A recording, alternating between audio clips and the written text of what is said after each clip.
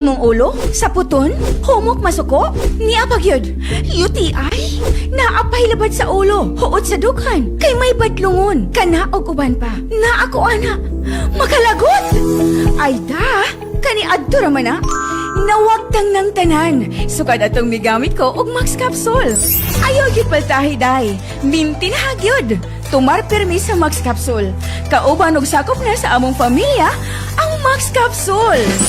Sa Max Capsule, sigurado ka na, kwardyado ka pa. Mga nanay, suportahan ang paglaki ng inyong mga anak with CGF na makukuha nila sa IQZ Vitamins. Ito ay Chlorella Growth Factor na tutulong magbigay ng maximum growth potential sa kanila. Ang IQZ Vitamins di lang tulong pampatangkad, may tulong pa ng essential vitamins, lysine, taurine at zinc. Meron itong vitamin A, vitamin D3, vitamin E, vitamin C at vitamin B1, B2, B3, B6 at B12. Tulong ito para sa overall growth and development ng inyong mga anak kasabay ng proper diet at exercise. Ang batang malakas, mas sigla, maliksi at matalino, naka-IQZ yan. Siging lalis. Unya, mag-uli umas lalis. Siging away niya. Mag-uli umas away. Unsay makuha sa lalis? Unsay makuha sa away? May Mag-Max 4-in-1 coffee. Uy, kalabi! Wow! Basta Max 4-in-1 Coffee, why lalis, why away? Kumbati na! Ako si DJ Kaloy.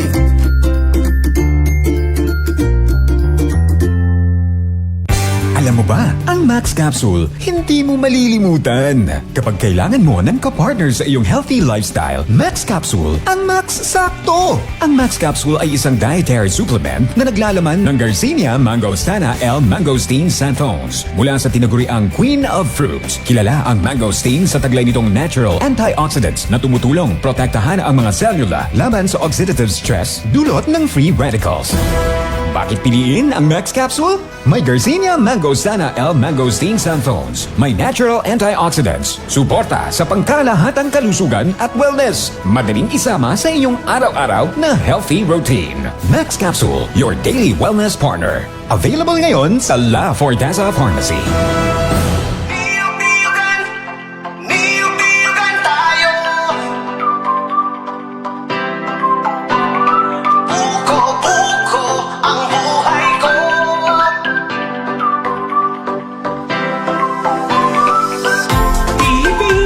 Sali ka na, nasa paligid lamang ang iyong hinahanap. Huwag mag-alinlangan. Mga nanay, tatay at buong pamilya, naghahanap ba kayo ng masarap at madaling inuming bitamina? Narito ang Gummy Chews. Gummy Chews, ang masarap na chewable vitamins na swak para sa buong pamilya. May taglay itong essential vitamins, minerals at inositol na tumutulong sa pang-araw-araw na kalusugan, sigla at wellness.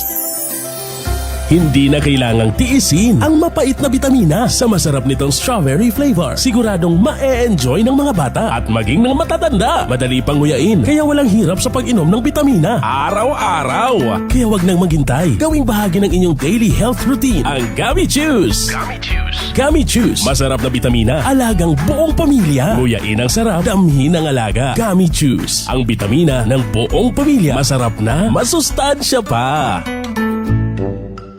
Mga ka-agri, alam niyo ba ang kalidad ng ating coconut oil ay nagsisimula sa tamang pagproseso ng kopra? Ang hindi tamang pagproseso ng kopra ay maaaring magdulot ng musmawa sa ating mantika, mga kemikal na galing sa langis at usok na maaaring makasama sa kalusugan at kadalasang gumaganap bilang genotoxic carcinogens. Upang masiguro ang kalidad ng kopra, tandaan ang sumusunod. Gumamit ng malinis at ligtas na paraan ng pagpapatuyo. Iwasan ang pagpapatuyo sa kalsada o malapit sa mga sasakyan. Iwasan ang pagkakadikit sa kagamitang may used oils, grasa at plastics tulad ng lumang sako o lalagyang may langis. Itago ang kopra sa malinis na bodega at siguraduhing walang dumi sa mga sasakyang gagamitin. Tandaan, walang food security kung walang food safety. Ang paalalang ito ay hatid sa inyo ng ATI 12 at ng PCA 12 sa ilalim ng Coconut Farmers and Industry Development Plan o CFIDP. Para sa karagdagang impormasyon, bumisita lamang sa inyong malapit na local o city municipal agriculture office at PCA provincial offices. Hi! This is DJ Maxine recommending Max Omega Plus. It is very important to maintain a healthy eyes, brain, and heart to live a long, healthy, and productive life. Take Max Omega Plus. Live longer with Max Omega Plus. Max Omega Plus. La Forteza Pharmacy, ang butika nga dekalidad na ang serbisyo ingon man ang mga produkto. La Forteza Pharmacy, ang butika nga makatarunganon ang presyo. Branded man o generic nga medisina, ekipo pang medikal ug uban pa, available kaayo. Asa ka pa? La Forteza Pharmacy nga. Kasaligan sa tanang higayon, panginahanglanong medikal. Garantisado. La Forteza Pharmacy, wholesaler, retailer, distributor of generic and branded medical supplies and equipment. La Forteza Pharmacy, available Mindanao-wide. Max sa balita. Max sa balita. Max sa musika. Max sa musika. Max sa serbisyo publiko. Max sa serbisyo publiko. Ito ang Max FM. Ang saya to the max. Masagana, matatag at progresibong industriya. Ito ang inaasam para sa mga magsasaka ng niyog sa bansa. Sa ilalim ng Coconut Farmers and Industry Development Plan ng CFIDP, kayang-kaya. Iba't ibang programa ang nakalaan para sa mga magniniyog. Kasama na rito ang health and medical, scholarships, crop insurance, credit at marketing assistance. Mayroong ding training, access sa iba't ibang pasilidad at mga serbisyo para sa mga samahan at kooperatiba. Magtungo lang sa pinakamalapit na opisina ng Philippine Coconut Authority sa inyong lugar upang magpatala sa National Coconut Farmers Registry System o NCFRS. Sabay-sabay tayong umasenso sa pagniniyog. Maging masagana, matatag at progresibo. Kasama ang Department of Agriculture, Agricultural Training Institute, Philippine Coconut Authority at ang CFIDP. Niyog-niyogan tayo.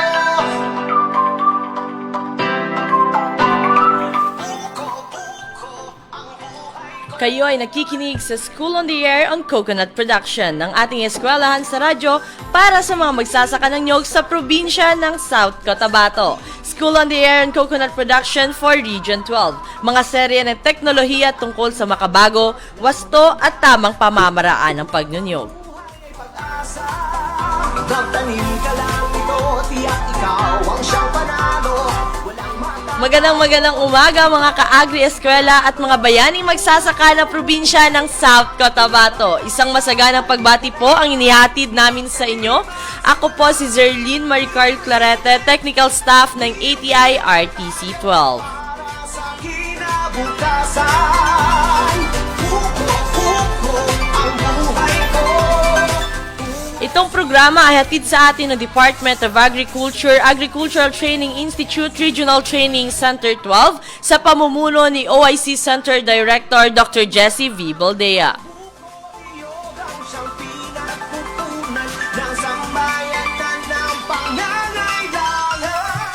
Itong programa ay hatid din sa atin sa pakikipagtulungan katuwang ang Philippine Coconut Authority Region 12, PCA South Cotabato at mga piling lokal na pamahalaan. Kaya inaanyayahan namin ang lahat na makinig at matuto dito sa ating Agri-Eskwela. Mapapakinggan tuwing Martes at Huwebes 8 to 9 a.m. sa impila na 93.7 Max FM Surala na matatagpuan sa Matinong Building, Surala, South Cotabato.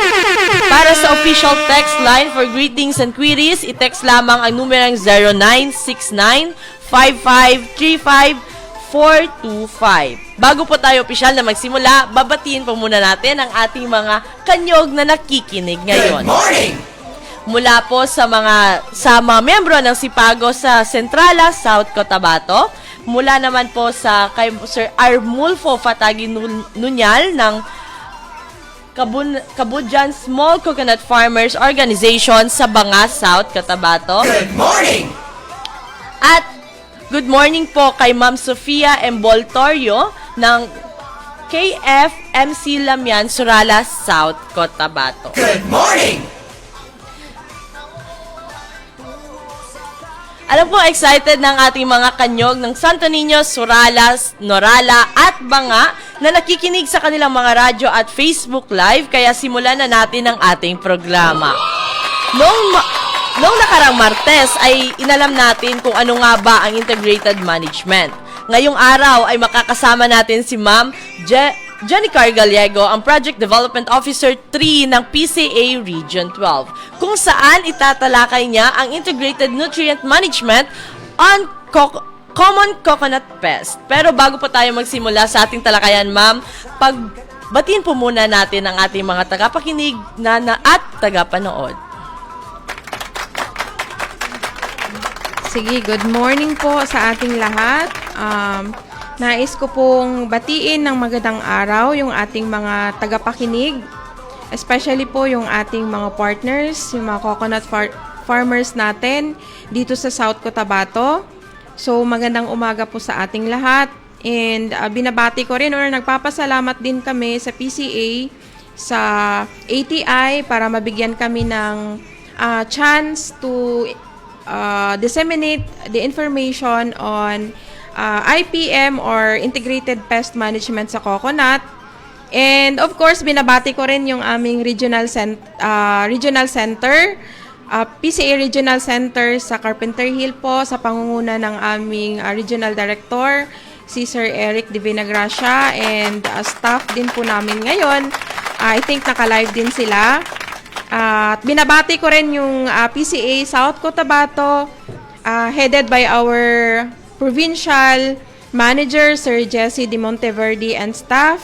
So, magandang araw po. And especially sa ating mga coconut farmers, hindi lang po dito sa South Cotabato, kasama rin po natin yung mga farmers natin from Sultan Kudarat, North Cotabato, Sarangani, and including Jensan. So, sa lahat po, magandang araw and hopefully may matutunan po kayo sa ating topics ngayon regarding identification of major pests and diseases of coconut and ano po yung mga pwede nating gawin para makontrol po yung mga peste. So, again, good morning and salamat po. Good morning! Maraming salamat po, Ma'am Jen. Welcome po muli sa ating programa. At sa ating pagbabalik, sisimulan na po natin ang ating diskurso. Para sa kinabukasan, ang buhay ko ay tungo sa Mga ka-agri, alam niyo ba ang kalidad ng ating coconut oil ay nagsisimula sa tamang pagproseso ng kopra? Ang hindi tamang pagproseso ng kopra ay maaaring magdulot ng musmawa sa ating mantika, mga kemikal na galing sa langis at usok na maaaring makasama sa kalusugan at kadalasang gumaganap bilang genotoxic carcinogens. Upang masiguro ang kalidad ng kopra, tandaan ang sumusunod. Gumamit ng malinis at ligtas na paraan ng pagpapatuyo. Iwasan ang pagpapatuyo sa kalsada o malapit sa mga sasakyan. Iwasan ang pagkakadikit sa kagamitang may used oils, grasa at plastics tulad ng lumang sako o lalagyang may langis. Itago ang kopra sa malinis na bodega at siguraduhing walang dumi sa mga sasakyang gagamitin. Tandaan, walang food security kung walang food safety. Ang paalalang ito ay hatid sa inyo ng ATI 12 at ng PCA 12 sa ilalim ng Coconut Farmers and Industry Development Plan o CFIDP. Para sa karagdagang impormasyon, bumisita lamang sa inyong malapit na local o city municipal agriculture office at PCA provincial offices.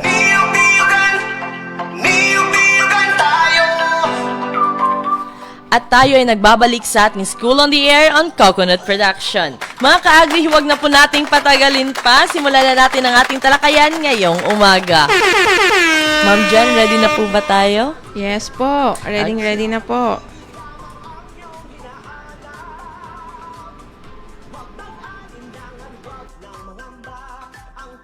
Okay, so again, good morning and magsa-start na po tayo ng ating topic. So, ang i-discuss po natin is yung Integrated Pest Management on Coconut. So, sa ngayon, gusto ko pong ipaliwanag kung ano po ba yung tinatawag nating Integrated Pest Management. So, ang Integrated Pest Management po is ito po yung iba't ibang paraan na maaari nating gamitin or i-apply natin sa pagkontrol ng mga pesteng umaatake or sumisira sa ating mga pananim na especially coconut po. Since ang topic natin ngayon is coconut, so i-discuss po natin yung mga iba't ibang major pest or ibig sabihin yung mga peste na karaniwang nagiging dahilan ng pagkasira or pagkamatay ng ating tanim na coconut. So alam naman natin ang mga peste or ang sakit ng niyog kahit sa anong mga tanim is hindi talaga natin maiiwasan. Darating at darating yung mga peste na yan, especially sa panahon na ngayong tag-init. Kasi yung mga nature ng pest natin is mabilis silang dumami kung panahon ng tag-init. And pero may mga paraan tayo kung paano natin mapipigilan at kung paano sila makakapasok sa mga area natin at paraan kung paano natin mamamanage yung mga peste at sakit. Sige. Pero bago ang lahat, gusto ko munang ipaliwanag kung ano yung pagkakaiba ng peste at saka sakit.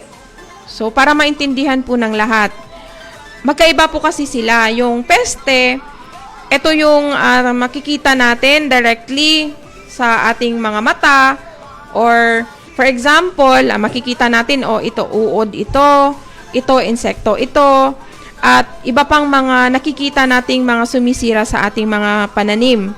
So in short, nakikita natin directly sa ating mga mata. Pero pag sinabi nating sakit, hindi natin nakikita kasi napakaliit.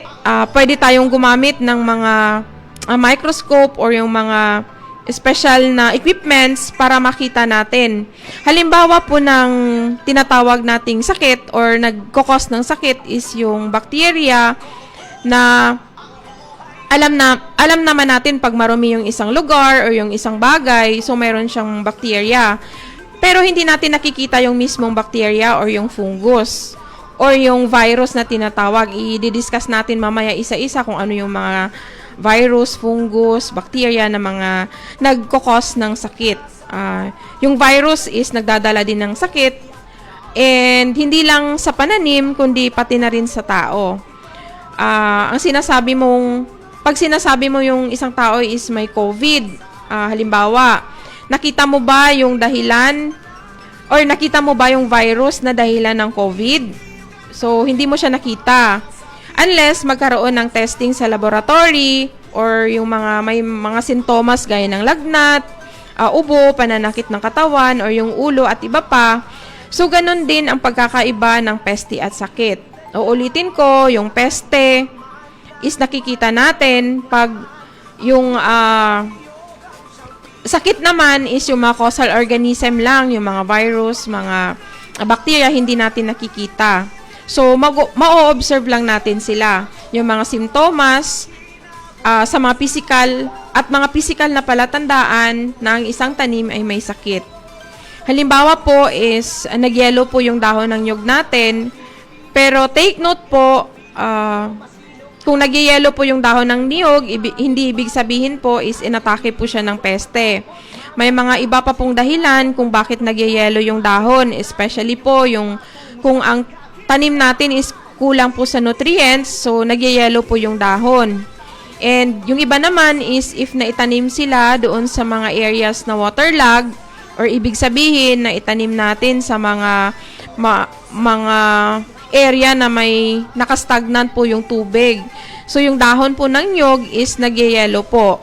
So, hindi lahat ng uulitin ko po, hindi lahat ng nagyayelo na dahon is sanhi po ng sakit, ay ng mga peste at sakit. Ang iba po is ibang paraan po, like inatake po sila ng is pag nakalubog po sila sa tubig and kulang po sila sa nutrisyon. So, yun po. And sa ngayon, i-discuss ko rin yung tinatawag nating disease triangle, kung bakit nagkakaroon po tayo ng sakit. Halimbawa po, ang dahilan nito is nagkakaroon ang coconut, pati rin sa ibang pananim. Siguro po sa inyo is familiar na po yung tinatawag nating disease triangle or disease pyramid po. Is nagkakaroon ng sakit ang isang pananim if kumpleto po itong tatlo na factors. So, unang-una, yung tinatawag nating pathogen. So, ano po ba yung pathogen? Ang pathogen po ay, ito po yung mismong organismo na nagiging sanhi ng sakit. Ang halimbawa nito, yung mga nabanggit ko kanina, yung bacteria, fungus, virus, o yung mas maliit pa sa virus, yung tinatawag nating viroids. Ang isa pang uri ng pathogen is yung tinatawag nating nematode o yung mga uod sa lupa na naging sanhi rin ng mga sakit ng ating tanim, especially po ng coconut. So, pangalawa po yung tinatawag nating host. So, ano po ba yung host? Ito yung mga tinitirahan or dito nabubuhay yung mga or nagiging source ng mga pagkain nila.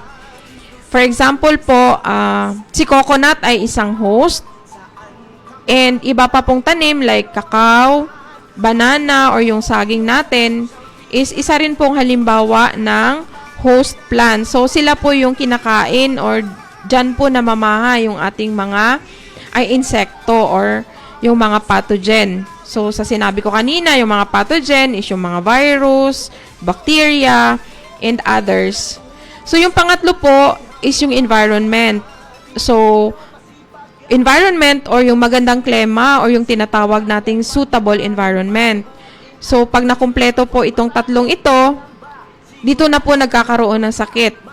May host, may pathogen, maganda yung environment. So, sigurado po, si coconut and other trees natin nagkakaroon ng sakit. Pero pag, for example, nawala po yung isa, so, hindi rin po magkakaroon ng sakit yung ating mga pananim. So, maliwanag po, dapat kumpleto po yung tatlo. Yung disease triangle natin, kumpleto po yan.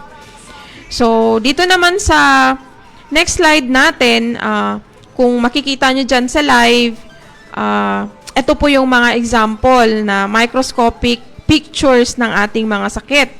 So, unang-una po is yung fungi. Mayroon din po tayong bacteria, mga viruses, and lastly, yung tinatawag ko kanina na nematodes, ito yung mga uod na nagsasanhi ng mga galls sa mga root system ng ating pananim, of which pag umatake sila, kumbaga nalilesen yung absorption ng mga nutrients sa lupa dahil nga nagkakaroon ng mga bukol-bukol doon sa root system ng ating coconut. So, mga halimbawa lang po yan ng mga sakit na umatake sa ating coconut. And doon naman po sa major coconut diseases, so major, pag sinabi nating major, ito yung kadalasan sa office namin, ito yung mga nire-report ng ating mga coconut farmers na bakit daw nasisira yung kanilang mga nyog. So, ang pinakauna dyan is yung tinatawag nating bad rot or caused by a Phytophthora. So, parang medyo technical siya. Pero sige lang, i-discuss natin kung at least maintindihan din ng ating mga tagapakinig dyan. So, unang-una, ito yung tinatawag nating bad rot, meaning po ng bad is, hindi yung bad meaning is, kung sa Ilonggo pa is ubod. Kung magluto ka mo manok, ay manok ba? Or lumpia. So, amo na siya ang ubod nga ginatawag. So, bad rot, meaning yung ubod ng nyog is narat, na nalanta or nabulok. So, ang ubod ng nyog is nabubulok. Karaniwang mapapansin natin na nagwi-wilt or nagwi-wilt meaning is parang na dry yung udlot niya.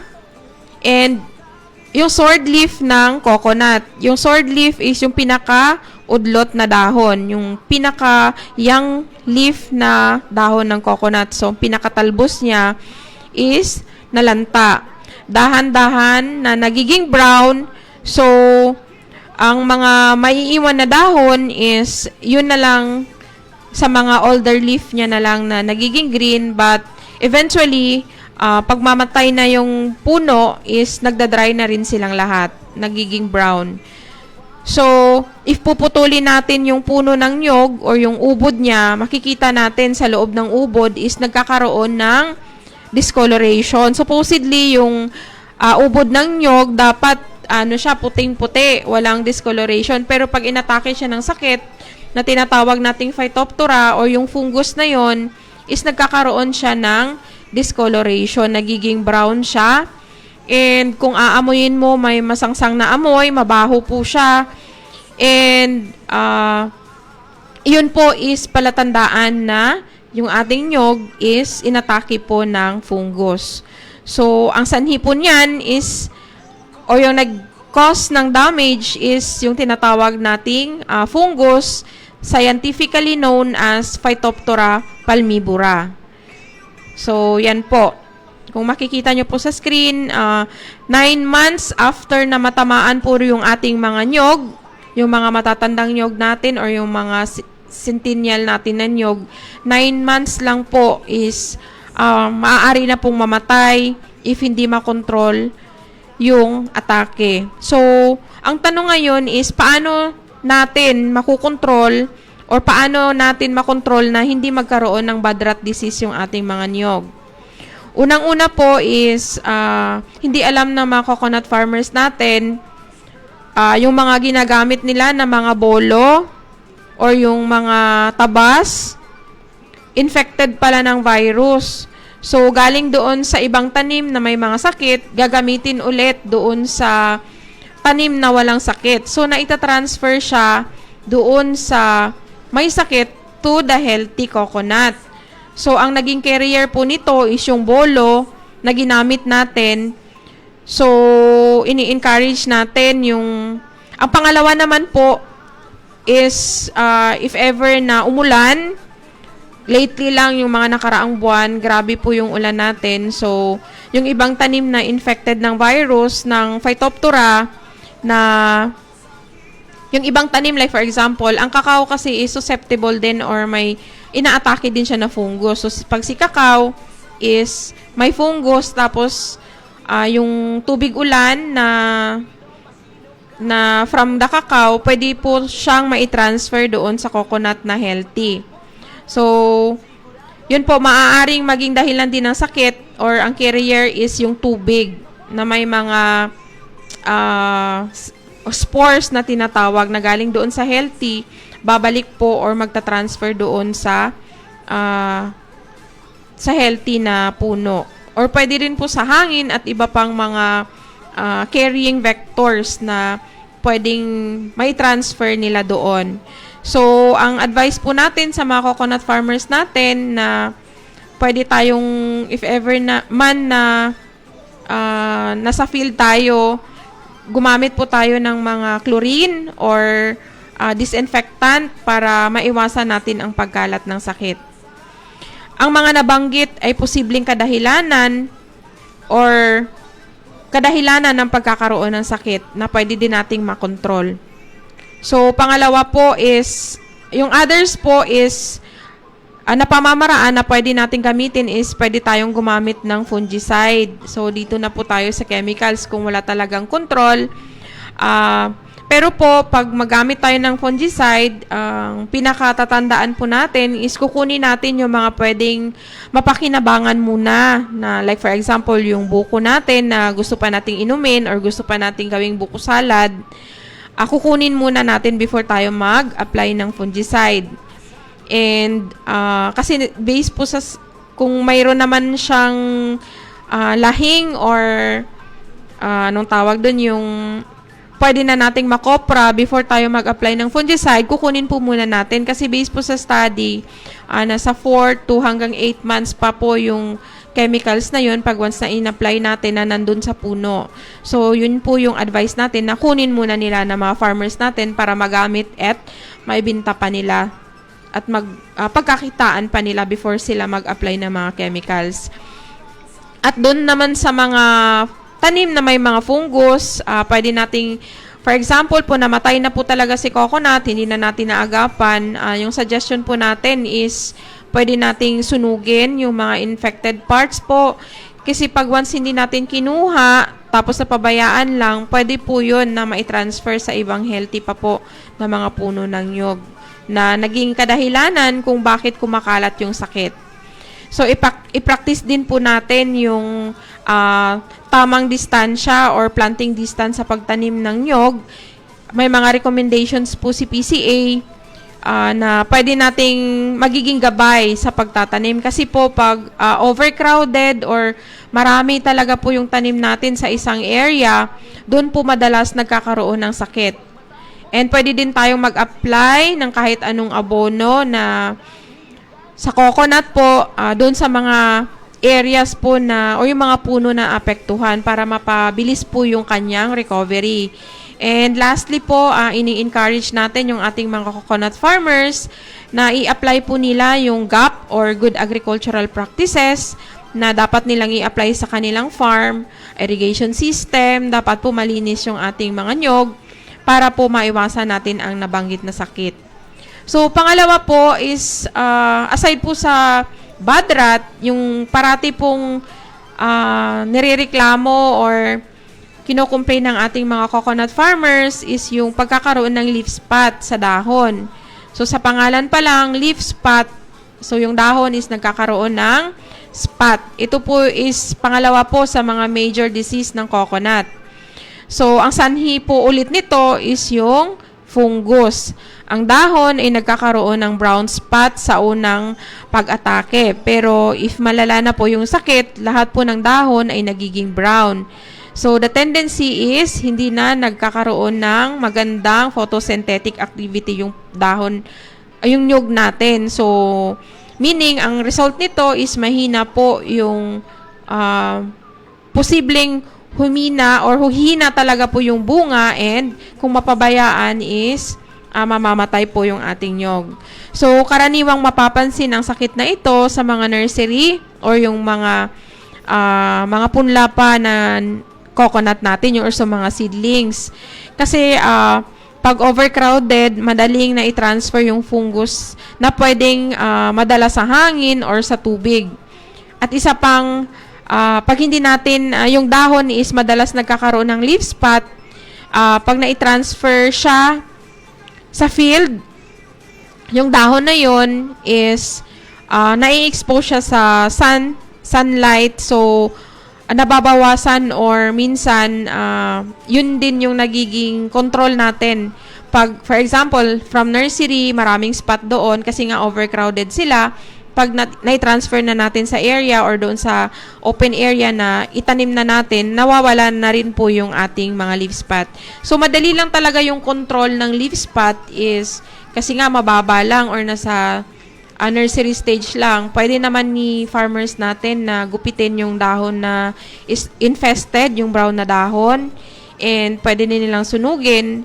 And of course, last remedy po, ini-encourage din natin, especially yung mga farmers natin na nagbebenta talaga ng mga seedlings, na magkakaroon sila ng spraying. Ang is-spray po natin is anything na hindi naman tayo napopromote ng brand is, basta po fungicide na para sa tanim, direct po, is-spray po natin, and yun, malilesen or makokontrol po natin yung pagkakaroon ng sakit. So, yun po yung dalawang major na coconut disease. Pupunta naman po tayo ngayon sa parang dito mas excited yung mga farmers natin sa tinatawag nating pest. So, napaliwanag naman kanina kung ano yung difference ng pest at saka disease. So, ngayon, ang topic naman natin is yung sa mga major pest. So, ano po ba yung major pest ng coconut? So, yung major pest or ito yung kadalasang peste na umaatake ng coconut. Ang number 1 po sa list natin is yung tinatawag nating rhinoceros beetle. So, kung makikita nyo dyan sa screen, ito yung mga beetle or dangan or bakukang sa Bisaya, ay sa Ilonggo is bagangan. So, ito yung pinakamadalas na inire-report ng ating mga farmers na naging sanhi ng pagkasira ng kanilang mga tanim na nyog. So, ang adult na bagangan or rhino beetle, ang kulay po niya ay itim. Ito po ang pinaka-destructive or mapanirang age or edad ng peste. So, kinakain niya yung udlot ng dahon ng nyog. So, aside from the udlot, kinakain niya rin yung mga bulaklak or yung mga suhak ng nyog na tinutubaan. Siguro sa mga farmers natin na nagtutuba, makikita natin minsan may nakalubog doon sa tuba natin na bakukang or yung tinatawag nating rhinoceros beetle. So, kinakain din niya po yung mga ubod. So, kung makikita nyo, yan yung nagiging damage niya. Parang may ginupit-gupit na dahon ng nyog. So, nagiging distorted. So, meaning, nag-twist yung mga dahon ng maliliit na nyog pag inatake po siya ng peste. Kasi nga, kinakain niya po yung ibang part ng ating nyog. So, sa life cycle naman, meaning, ito yung kung paano nabuo ang peste. So, ang isang adult is, nangingitlog siya. So, yung egg niya, 12 days, nag-hatch siya. And, iniitlog niya po ito doon sa mga nabubulok na mga bagay like yung ating mga bagaso or cacao pods, mga kayan ng mais. So, doon po niya iniitlog yung kanyang itlog. And after na mangitlog siya, nagkakaroon po ng uod. Kung makikita nyo po sa screen, minsan sa mga lectures natin, sa mga seminars natin, hindi po alam ni farmer na paglaki ng uod na yan, yan po ang nagiging rhinoceros. Parang pinapabayaan lang nila at wala talaga silang idea na pag lumaki yung maliit na uod na yan or yung tinatawag nating larva, yan po yung maitim na adult. So, palagi nating ini-emphasize na pag makita nyo yan sa area, pag maraming ganyan, meaning marami na pong scissor cut yung mga dahon ng nyog na malalaki. Kasi nga, marami ng itlog na naideposito doon sa mga breeding sites ang tawag doon. So, yun sa sinabi ko kanina, especially sa mga farmers natin na may coconut at saka under po nun is may mga corn na nagko-corn sheller sila. Kung titingnan nyo yung gabundok na corn cobs po, yun po yun yung nagiging breeding sites ng mga bakukang. So, dapat po i-dispose natin ng maayos. And may mga report din na mataas ang infestation or mataas yung damage ng beetle doon sa mga, especially in Jensen area, doon sa mga ranchohan or yung may mga tae ng baka na nabubulok, pwede din po nilang pangitlugan or bahayan. So, dapat ma-eliminate po natin. And yung isang stage po niya is tinatawag nating pupa. Itong pupa po is hindi po siya nakaka-cause ng damage kasi po hindi naman po siya gumagalaw. Ito po yung stage na nagpe-prepare siya na magiging adult hanggang sa lumaki siya. Magiging adult and doon naman sa adult, yung isang adult na babae na rhinoceros beetle is kaya niyang mangitlog ng 100 or more na itlog. So, ganun po sila kabilis dumami. So, after nilang mangitlog, doon sa mga breeding sites, lilipad na naman sila sa taas para mang-damage na naman ulit sila ng mga puno ng nyog.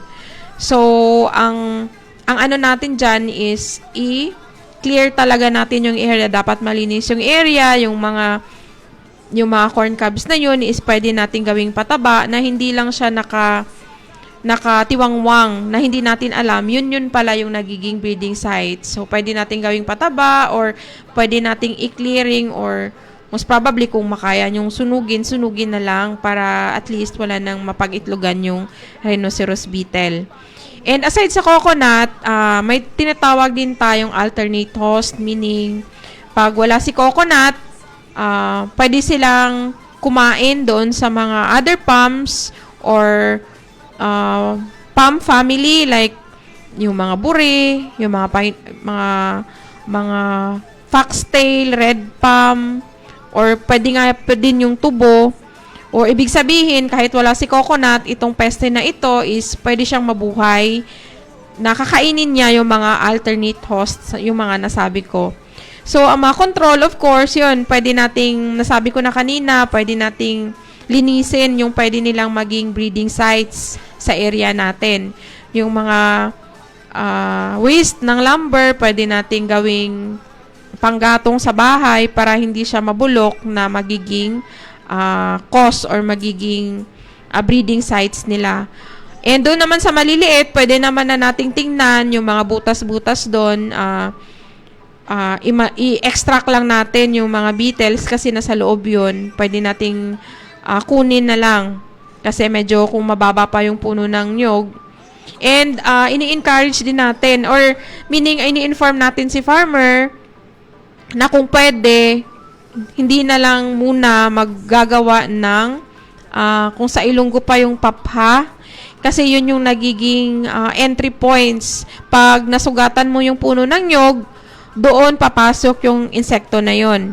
So, ini-encourage natin na sa mga farmers na wag munang lagyan ng papha yung kanilang mga nyog, especially doon sa mga nagatuba. Hindi nila alam na yun yung mga causes kung bakit nagkakaroon ng inatake ng peste kasi na sila yung gumagawa ng opening or yung wounds sa coconut nila.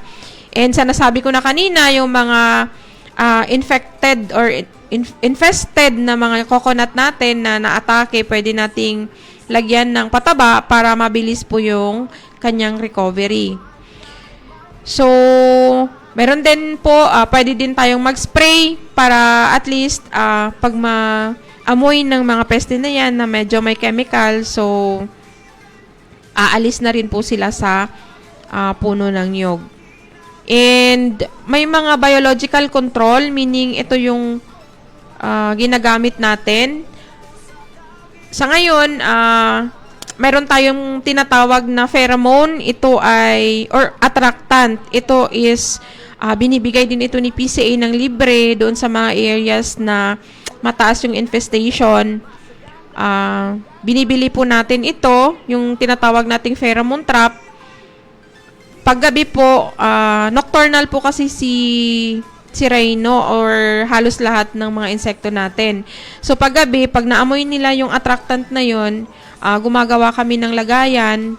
Tapos pag naamoy nila, pumapasok sila doon. So ini-encourage natin si farmer, after the following day, pwede niyang i-check yung balde na yon na may laman na attractant. Kasi sure po kami and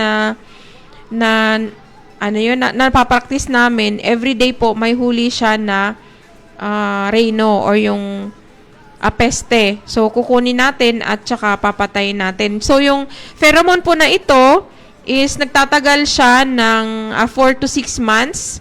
Kasi nga, amoy lang po yung nilalabas ng pheromone na ito na nagiging attractant doon sa mga beetle natin.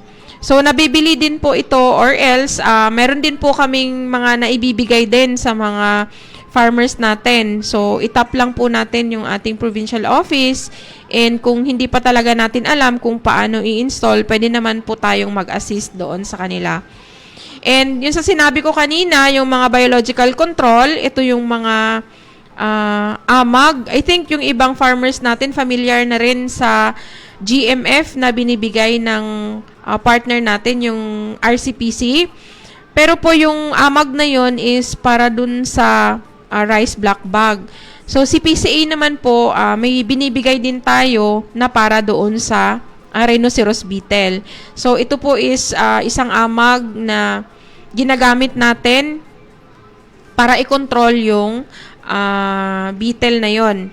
So napuproduce yun sa Davao Research Center. Pwede nating itap yung ating PCA din kung may mga reports tayo na mag-install tayo. So, ginagawa natin, nagkakaroon tayo ng log trap. Makikita nyo dyan sa screen. So, yung trap na yan is ini-install natin sa area na malapit doon sa may mga infestation. So, sa isang hektarya, ini-encourage namin na maglagay ng 3 to 5 na log trap para doon natin ilalagay yung amag para pag nag-ano sila dyan, nag-itlog or dumapo sila dyan na akala nila bahay nila, may mga amag na pala na nakaabang. So, yun yung nagiging cause kung bakit sila namamatay. And parang kulangin yung oras natin. So, pasadahan na lang natin. Yung isang peste naman na sumikat noong year 2000, I think 2005, at hanggang sa ngayon, mayroon pa naman ito sa area pero hindi na ganun ka yung dami. Siya yung tinatawag nating Bruntispa or leaf beetle. So, Kung makikita nyo sa screen, yan naman po yung kanyang itsura ng nyog pag inatake po siya ng Bruntispa. So, yung mga dahon niya is nagiging brown or nalalanta din. So, ganun pa rin po, may life cycle sila, may egg, larva, and yung pinaka-destructive stage po niya is yung adult. At saka yung larva niya. So, yung adult niya is maliit na brown, and then yung larva niya, yung uod niya, ito is kumakain din ng dahon ng nyog doon sa pinakaudlot, and yung pupa niya, and yung adult niya. So, yan po yung itsura ng mga peste na yan. At least po, kung makita nyo yung puno ng nyog nyo na medyo brown or parang nasunog, so kung titingnan nyo yung pinakaudlot niya, yun makikita nyo yung mga insekta na yan. So, mayroon din silang tinatawag nating other host plants. So, meaning, like kanina, yung sa bakukang, pare-pareha lang po sila ng mga host. Alternate host meaning is, kahit wala si coconut, pwede silang mabuhay sa mga other palm families natin, like yung mga betel nut palm, mga sago, foxtail, red palm. So, sa mga farmers natin na medyo mahilig sa bulaklak, yung mga palms na yan, pag minsan sila po yung nagiging dahilan kung bakit na i-transfer natin, kasi nga bibili tayo not knowing na yung mga binili natin na palm is may mga dalang insekto. So, titingnan natin. So, ano po ba yung makontrol ng Bruntispa? So, madali lang po yung control. Kukunin lang po natin yung yung dahon na may Bruntispa, tapos sunugin natin. And pwede naman po tayong mag-spray ng anything po. Hindi po fungicide yung isa-spray natin, but insecticide naman po, kasi nga insekto rin po yung sumisira. Hindi po yung fungus. So, at saka may na-identify tayong isang biological control. Ito yung tinatawag nating sipit-sipit. Yung may mga maisan po, marami or palagi nilang makikita. Ito yung sipit-sipit na akala mo is yung parang scorpion, pero hindi po. Sila po yung mga kaibigan natin na mga biological control. Ang ginagawa po nito, or in English po, ito ay earwig. Kinakain niya po yung larva or yung uod ng Bruntispa. So, nire-rare din po natin ito sa laboratory, tapos pinapakawalan natin sa area para kainin niya yung mga peste na sumisira sa ating mga nyog. So, nire-rare natin sa laboratory, and pwede din po tayong mag-request niyan. And sa ating mga coconut farmers, pag nakita natin ito sa area, wag po nating patayin, kasi minsan yung ibang farmers natin, akala nila peste din. So, pag makita nyo yan po ay kaibigang mananap. Hayaan lang po natin, kasi tumutulong sila, kinakain po nila yung mga maliliit na destructive insect. So, and may na-discover din po tayo na isa pang biological control, yung tinatawag nating Tetrasticus or parasitoid. So, way back 2015, yung mga LGUs natin, katuwang natin yung ating mga local government units, nag-set up po tayo ng laboratory para maparami po yung tinatawag nating parasitoid. Ito po is pinapakawala natin sa field para mag-control, kasi nga yung purpose niya is iniitlugan niya po yung pupal stage ni Bruntispa, kaya hindi na po siya nagiging turn into adult, bagkos ito ay namamatay at nagkakaroon ng maraming parasitoid na tumutulong para mas dumami pa yung mga mapapatay nila na Bruntispa. And kung kanina doon sa Rhino beetle, meron din pong amag or fungus na nagkokontrol sa mga leaf beetle na yan. So, yan po is, kung makikita nyo po sa screen, pag na-spray natin ng amag, nagiging puti. Ang tawag po doon sa fungus na yon is Beauveria bassiana, yung sa puti po, or white muscardine fungus. And doon naman po sa green, yung isang klase po is yung green muscardine fungus po. So, yun. Pwede nating ma-request din sa PCA. And pwede din po tayong mag-spray ng chemicals para sa magpakontrol sa peste na yan. And ang pangatlo po is yung Asiatic palm weevil na I think dito sa South Cotabato, ito yung medyo major pest nila na umaatake or pumapatay ng kanilang nyog. So, ang ginagawa ng peste na ito is kinakain niya po yung ubod sa loob. And ito po yung life cycle niya from egg, larva, mayroon din pong pupa, and yung adult niya. So, yung destructive talaga na stage ng peste na ito is yung kanyang adult. So, mapapansin nyo or mapapansin ang peste na to, parang ano na, hollow na yung coconut nyo and yan, makikita nyo sa screen, halos lahat po is damage na po. So, ang control natin dyan is if ever man na marami na talaga, pwede nating i-eliminate yung sirang puno or yung na-damage na puno, tapos bubuksan natin at patayin natin yung mga nakatago dyan. Kasi pag hinayaan natin, sila yung mga breeding sites and parami pa ng parami. So, pwede din tayong maglagay ng mga insecticides dun sa puno. And mayroon din po tayong pheromone dyan na pwede nating ma-request sa PCA din na para mahuli sila. So, maamoy nila yon, pupunta sila dun sa balde and i-collect na lang ni farmers. And yung isang klase pa po ng ano natin is, ito is yung tinatawag nating slug caterpillar. Ito po is seasonal, meaning kung tag-init, dyan sila dumadami, pero pag ulan, nawawala din po sila. So, yung cause niya is nagiging tingting na lang po yung dahon ng nyog kasi nga kinakain ng mga peste or yung slug caterpillar natin. So, color green po at saka masyadong makati po pag nakadikit sa ating balat. So, peste din po yan siya ng nyog. So, ang ginagamit natin, may mga biological control din tayo. And sa atin, sa PCA, nire-recommend din namin yung spraying kung doon sa medyo hindi pa mataas na puno. And sa ngayon, is pwede tayong gumamit din ng mga light trap para ma-trap natin yung adult ng slug caterpillar. So, yun kung nakikita nyo sa screen natin. So, may mga fungus din na pwede nating spray. And next po na pest is yung tinatawag nating kukulisap. So, si kukulisap natin, ito yung parang masabi nating trending na na pest ng coconut, of which thankfully sa lahat po ng regional center namin and lahat po ng region sa Pilipinas, sa ngayon po, ang Region 12 po is wala pa po tayong record ng damage ng kukulisap.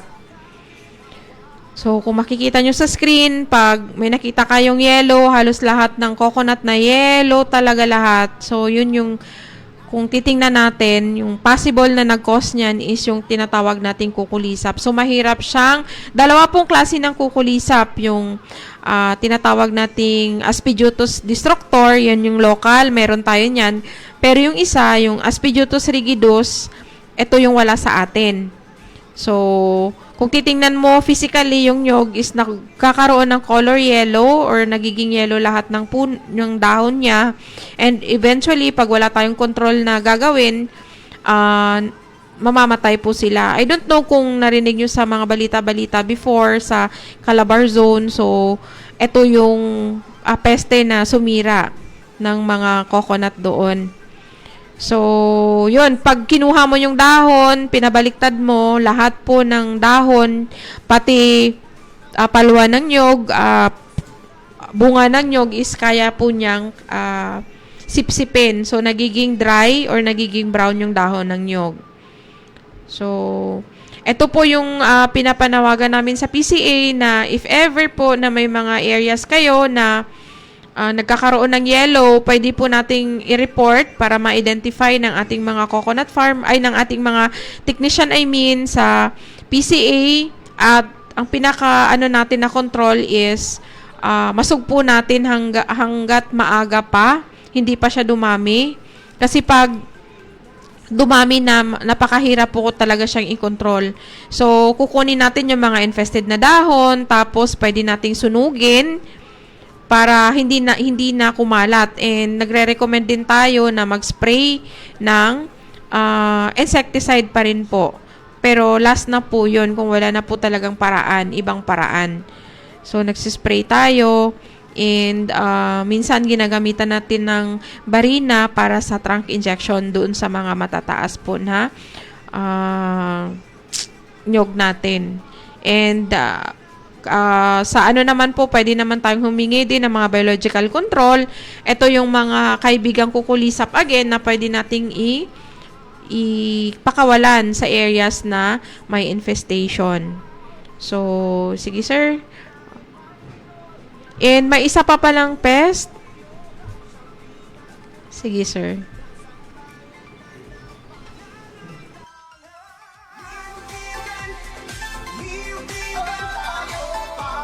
Niyo dyan sa ano nyo, sa screen nyo.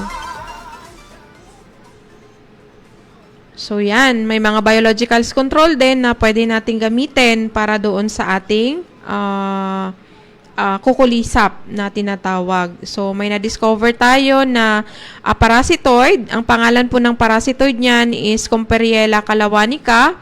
So, kagaya ng bruntis pa kanina, pinapakawalan din natin siya sa field para mangitlog doon sa mga kukulisap po. So, yun po. And lastly, may mga yung isang pest po natin, yung tinatawag nating coconut spike moth. Ito po yung ginagawa ng coconut spike moth na ito is inaatake niya naman. I think familiar po yung mga kumukuha ng tuba or yung business nila is yung vinegar. Kasi minsan pumapasok din ito sa mga koleksyon ng tuba nila. So, ang sinisira nila is yung bulaklak ng nyog. So, yung recommendation natin dito is pwede nating kunin yung mga nasirang bulaklak or yung suhak and i-dispose natin ng maayos. Minsan, nagre-recommend din tayo na mag-spray din po sila ng chemicals kasi pag once na nakaitlog na yung peste na yan, mahirap na rin tanggalin. So, we recommend na kunin na lang yung spade na yon or yung bulaklak, tapos kung po pwede nating i-dispose ng maayos or sunugin natin. So, with that, I hope na marami kayong mga natutunan at pwede nyong i-review kung ano yung mga peste na yon. At kung nakita nyo po sa area ninyo or sa field ninyo, pumunta po tayo sa PCA po, pwede tayong mag-report.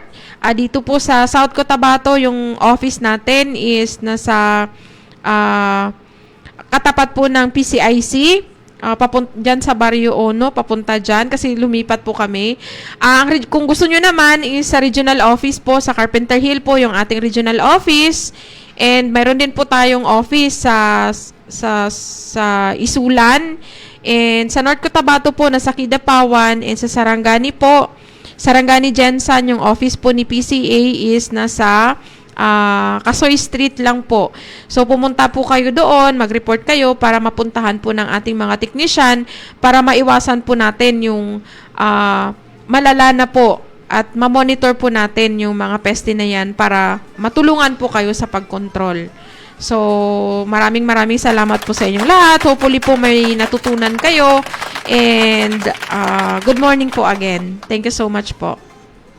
Ayun, maraming salamat po, Ma'am Jen. Para sa isang malinaw at komprehensibong pagtalakay ng ating topic ngayon. Masyado tayong maraming tanong sa my comment sections, ma'am. Baka pwede po natin sagutin ang ilang mga katanungan. Katulad na lang po na ano po ba dapat ang mga chemical na dapat po spray? Okay. So, sa chemicals naman po, wala naman po tayong nire-recommend. Yung mga chemicals natin na, like for example, ang mahalaga lang po is alam natin kung ano po ba yung dapat natin spray. Pag fungus po yung kalaban natin, fungicide po yung i-spray natin. Pero pag peste naman po is or yung mga insekto, insecticide naman po yung pwede nating spray. So, kung tatanungin nyo anong brand or ano ba yung brand talaga, actually, yan talagang tinatanong ni farmer, anong brand, ma'am? So, kahit na anything na brand, kahit na yung mga insecticide na ginagamit nyo sa pag-spray ng palay, pwede po natin gamitin, ma'am, sa pag-spray doon din sa coconut. Wala po tayong nire-recommend na brand, pero ang pinaka-importante lang is identify natin kung fungus ba yan, kasi yung isi-spray natin fungicide, and kung insekto ba yan, insecticide naman po yung spray natin. So, yan po. May pahabol pa po na tanong, ma'am. Kapag po ba na-sprayan na yung puno ng nyog, hindi na po ba pwede makain yung bunga? Okay. So, ang pag-spray natin, dalawa po kasi yung method natin. Pwede nating spray doon sa... Ang kadalasan na nire-recommend natin na gina-spray natin is yung mga seedlings. So, sa mga seedlings po, kasi naaabot lang, so spraying siya. So, wala pa pong bunga yung mga seedlings. Pero doon naman po sa mga matataas, pag sinabi natin gamitan natin ng insecticide, yung paraan po kasi natin, hindi naman na natin ma-spray kasi nga matataas na, like yung mga centennial na napuno. Yung ginagawa po natin is yung root absorption. So, meaning, yung chemicals po is papapadaanin natin sa root system ng coconut. So, pag once po na doon na sa system ni coconut, so, most probably po is nakakain or nakakapasok yung mga chemicals doon sa bunga. So, kaya nire-recommend namin kung root absorption po yung method na gagamitin natin sa pag-control, so, pwede nating i-harvest muna. Yung sinabi ko kanina, yung mga buko or yung, para malinaw, yung buko at tsaka yung pang-copra natin. Pero kung spray lang naman po doon sa maliliit na dahon, so meaning, pag maliliit pa, wala pa po talagang bunga. So, yun po, ma'am. Maraming salamat po, Ma'am Jen. Bilang pagtatapos na lang po sa ating programa, ma'am, maaari po ba kayong magbigay ng maikling mensahe lang po para sa ating mga SOA enrollees? Okay po, sa mga SOA enrollees natin, maraming salamat po sa inyong lahat sa pag-participate po. Alam ko may mga exams kayo na ibinibigay natin, pero sige lang, pagpatuloy lang po tayo kasi nga para sa atin din naman ito. Kami sa PCA, si ATI po, tumutulong talaga kung ano po yung ating mga problema, especially sa ating mga coconut farmers, kung ano yung problema natin sa coconut. With this SOA, alam ko marami kayong matutunan and hopefully, mai-apply po natin sa ating mga coconut farms. And aside from that, hindi lang po sa atin, kung pwede pa tayong makatulong sa ating mga iba pang mga coconut farmers, i-share nyo po yung information na nakukuha nyo para mas marami pa pong kaalaman din ang ma-impart natin sa ating iba pang mga coconut farmers. Yun lang po, ma'am. Muli, maraming salamat po, Ma'am Jen, at salamat rin sa paglalaan ng oras upang makasama kami ngayong araw para sa ating 7th episode ng School on the Air on Coconut Production. Para naman po sa ating mga tagapakinig, muli po naming pinapaalala ang ating School on the Air on Coconut Production ay mapapakinggan dito lamang sa 93.7 Max FM Surala na matatagpuan sa Matinong Building, Surala, South Cotabato. Para naman po sa inyong mga pagbati at katanungan ay maaari po kayong mag-text sa ating official text line 0969-5535-425 o hindi naman kaya i-comment dito sa ating Facebook Live. At dyan po nagtatapos ang ating episode 7 ng ating School on the Air on Coconut Production. Para po sa aming konting paalala, maaari po ninyo kaming i-like or i-follow sa aming social media accounts sa Facebook ng Agricultural Training Institute Region 12, PCA Region 12. Available na rin po kami sa Instagram at Twitter at ATIRTC12. Para sa karagdagang kaalaman, maaari rin nyo po kaming bisitahin sa elearn.extension.gov.ph. Abangan ang ating next episode sa Martes, August 25, dito pa rin sa 93.7 Max FM Surala sa ganap na alas 8 ng umaga hanggang alas 9 kung saan tatalakayin natin ang harvest and post-harvest management of coconut. Siyempre, kasama pa rin natin ang PCA South Cotabato. Sa ngalan po ng aming ETI Director Engineer Remelin R. Recator, MNSA CESO 3, Deputy Director Antonieta J. Arceo, ISD OIC Chief Carl Luis Salibio, Governor of South Cotabato Governor Reynaldo Tamayo Jr., PCA South Cotabato Division Manager Jesse T. Monteverde, ATI 12 OIC Center Director Dr. Jesse V. Baldea, CFIDP Region 12 Focal Person and OIC Assistant Center Director Ma'am Hana D.S. Giamad Pongpong. Ako po si Zerlene Clarete na nag-isiwan ng isang magandang umaga, mga bayaning magsasaka.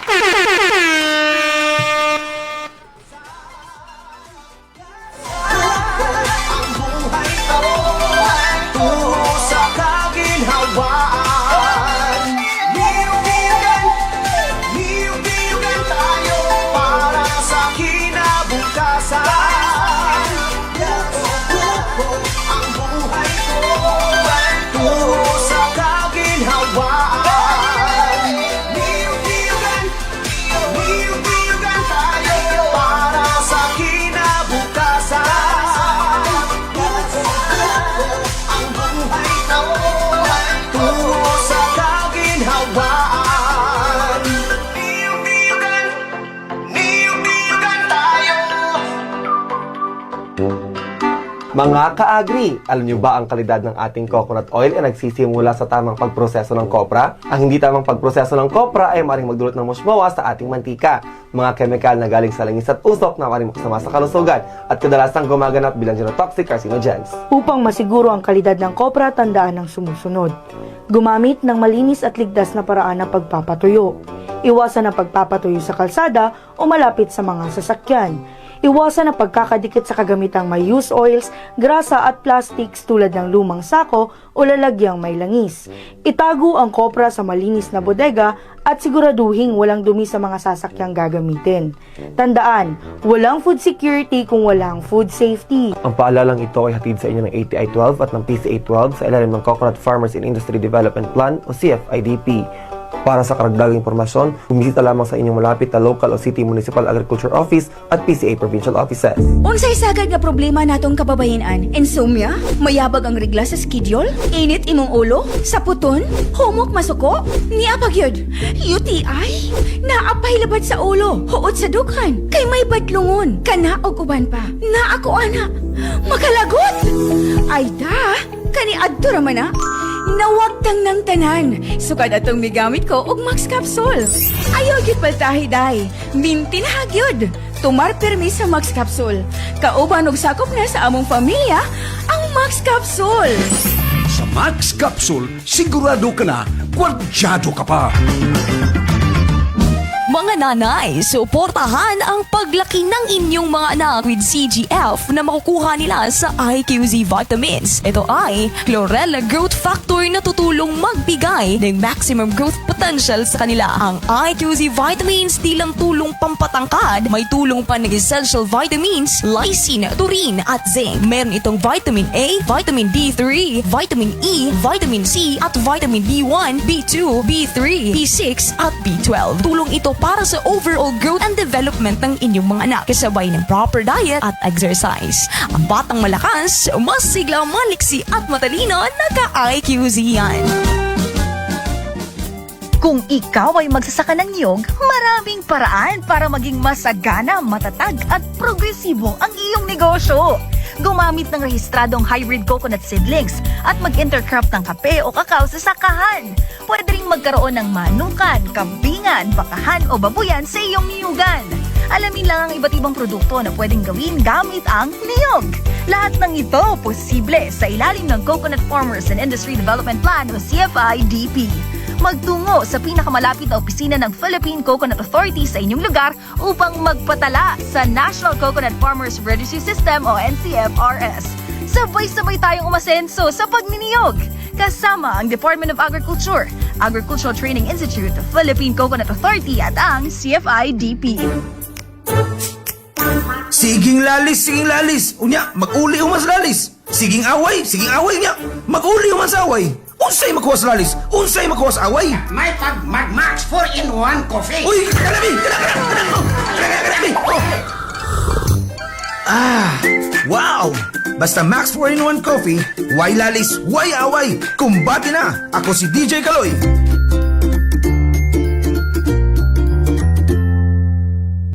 Alam mo ba, ang Max Capsule, hindi mo malilimutan. Kapag kailangan mo ng kapartner sa iyong healthy lifestyle, Max Capsule, ang Max Sakto. Ang Max Capsule ay isang dietary supplement na naglalaman ng Garcinia Mangostana L. Mangosteen Xanthones mula sa tinaguriang Queen of Fruits. Kilala ang mangosteen sa taglay nitong natural antioxidants na tumutulong protektahan ang mga selula laban sa oxidative stress dulot ng free radicals. Bakit piliin ang Max Capsule? May Garcinia Mangostana L. Mangosteen Xanthones. May natural antioxidants. Suporta sa pangkalahatang kalusugan at wellness. Madaling isama sa inyong araw-araw na healthy routine. Max Capsule, your daily wellness partner. Available ngayon sa La Forteza Pharmacy. Mga nanay, tatay at buong pamilya, naghahanap ba kayo ng masarap at madaling inuming bitamina? Narito ang Gummy Chews. Gummy Chews, ang masarap na chewable vitamins na swak para sa buong pamilya. May taglay itong essential vitamins, minerals at inositol na tumutulong sa pang-araw-araw na kalusugan, sigla at wellness.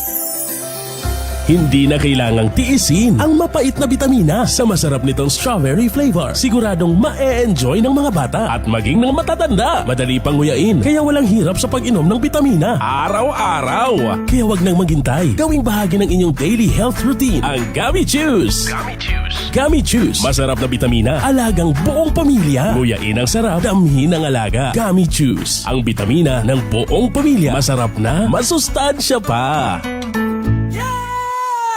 Pagising pa lang, kasama mo agad. Bawat oras, bawat kwento, dito ka sa tunay na saya. Max FM, Max sa balita, Max sa musika, at Max sa serbisyo publiko. Max FM, kasama ang bagada sa bawat kantang saya. Tuna na